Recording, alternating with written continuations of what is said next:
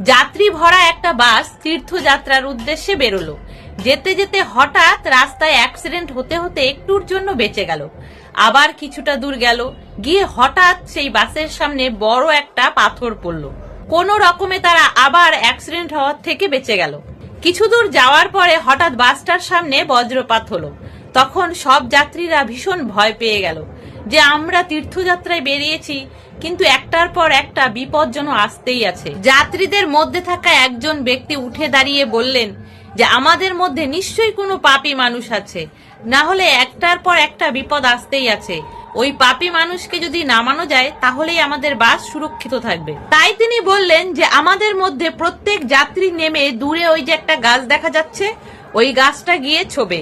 কোনো পাপী ব্যক্তি যদি থাকে তাহলে ওই গাছটা ছোঁয়ার সাথে সাথে তার মাথায় বজ্রপাত হবে।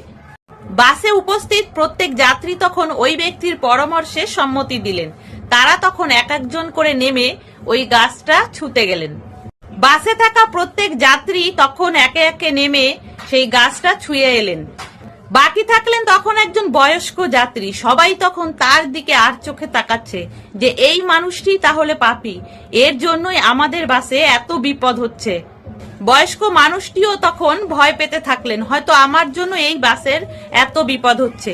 সমস্ত যাত্রীরা মিলে তখন তাকে জোর জবরদস্তি বাস থেকে নামিয়ে দিলেন এবং বললেন যাও গিয়ে ওই গাছটা ছুঁয়ে এসো। বয়স্ক মানুষটি তখন ভয়ে ভয়ে ঠাকুরের নাম নিলেন আর গিয়ে সেই গাছটিতে হাত দিলেন।